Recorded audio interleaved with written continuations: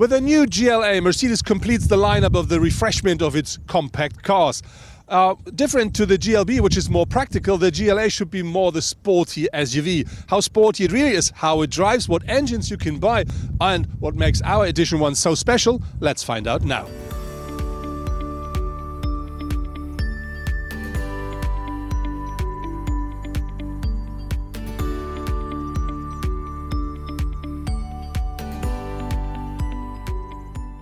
MBUX, so the new Mercedes Benz user experience, is always on board with the new GLA. But if you want Apple CarPlay or Android Auto, you have to pay extra. At the base model, you do find two 7-inch screens here in the car, but you can have as the next level 7 and 10.25-inch, or the top version, which we do have, it's 2 times 10.25-inch under one panel, which gives you a widescreen, which is nice to touch and to work with and very nice to look at. A very important part of MBUX is the new voice control system of Mercedes, and that gives me the option to really control the whole car only with my voice. From the front, the GLA looks stronger thanks to an additional 3 centimeters width. The sporty appearance of the 1.83 m SUV is also supported by the power domes and the extra 46 mm off-track width. The grille of our Edition 1, which is based on the AMG line, is flanked by LED high-performance headlights. The standard model, unfortunately, only offers halogen headlamps with LED daytime running lights.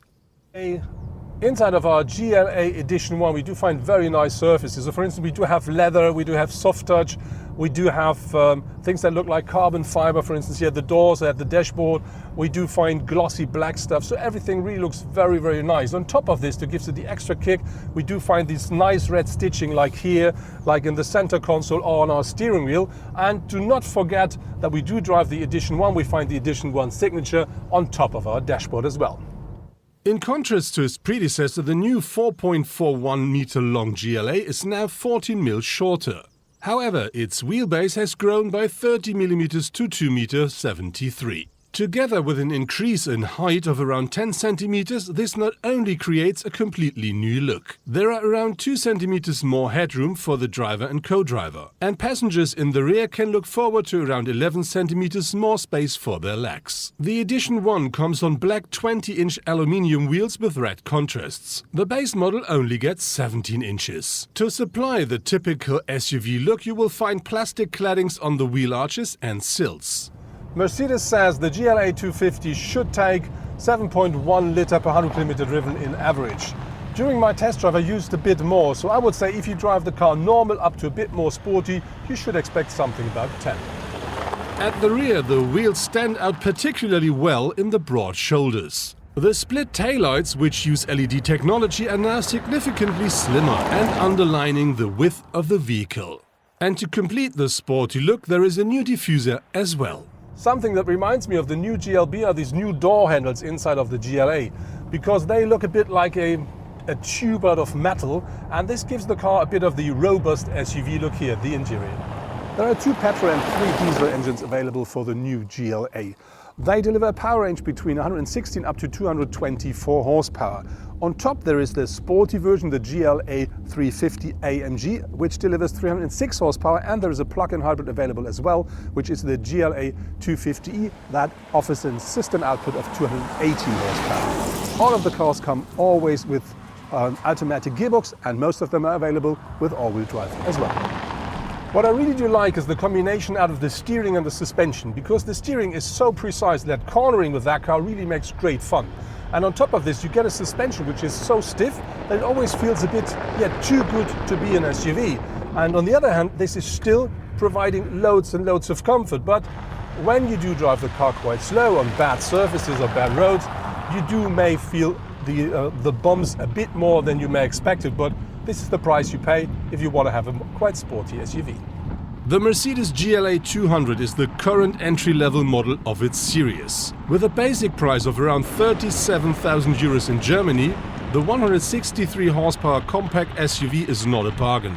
For comparison, a 150 horsepower Audi Q3 is available from 34,400 euros. And a BMW X1 with 140 horsepower costs from 33,100 euros. However, the Mercedes always comes with an automatic gearbox. This extra piece of comfort costs 2,100 euros for the BMW and 2,700 euros for the Audi. The space the GLA offers here at the front seats is really nice. Even me as a tall person, I do sit absolutely comfortably. I can, enjoy the drive, and this is the same for the co-driver. Regarding to the hat space, I do have some left, but I'm not sure if this is because of the sunroof, or it may be better if you don't have the sunroof. You better try this if you're a tall person.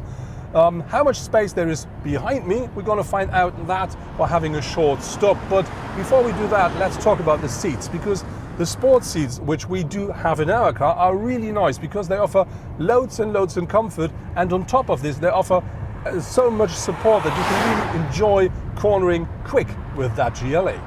Of course, the new GLA features the most important driver assistance safety systems as standard.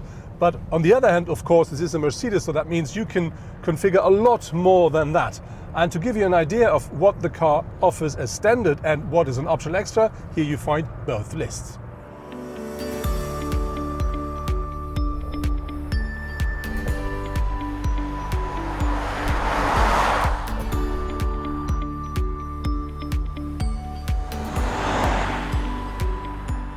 My Mercedes GLA is featuring the 2-litre 4-cylinder petrol engine that delivers 165 kilowatts or 224 horsepower and a maximum torque of 350 Newton meters. And that is always combined with an 8-speed automatic gearbox.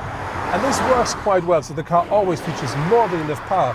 But on the other hand, it is a bit too nervous. It is a bit too sporty, I think, for a standard SUV. But on the other hand, if you say this one should be the more sporty version compared to a GLB, that is something that works well. With the rear seats up, the GLA now offers a maximum loading volume of 435 litres. That is 14 litres more than the predecessor. If you fold down the rear bench, a luggage compartment of up to 1,430 litres is created.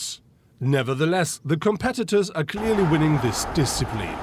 The Audi Q3 offers 530 to 1,525, and the BMW X1 505 to 1,550 litres of luggage space. Talking about compartments here in the GLA, you do find standard sizes inside of the doors. I think they will easily fit a 1-litre bottle. On top of this, here at the center console, you do find at the front the optional wireless charging. Behind that, you do find 2 standard cup holders. And then, if you go a bit further down the road, you do find a standard Mercedes splitted armrest, and beneath that, a normal size of a compartment. Important here, there are 2 USB sockets, but both are USB-C. Behind this, in the center, so the rear seats, you do find another USB-C port, and of course, you do find the typical cup holders in the armrest of the rear seats as well. What I really do like with the car is the exterior design, because it really looks a bit more sporty, and of course I like the color and trim. Looking at the interior, the space it offers at the front seats is absolutely gorgeous. On the rear bench there's more than enough space, even if you do want to sit behind me. When we talk about the drive of the car, it should be the more sporty version when we compare it with a GLB, and it really is. It's a lot stiffer, a lot more agile, and something I do not like 100% is the powertrain with its 250 here, because it's very agile. So something you may not expect from a SUV, but if you like sporty drive, that's absolutely fine. But even in comfort mode, you will not have a quiet and easy drive. You will always find quite high revs.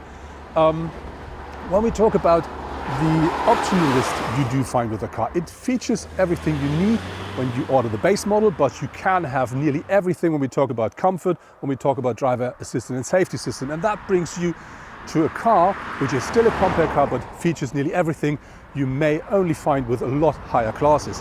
But on the other hand, then we come to the downside of the car, because this is the price.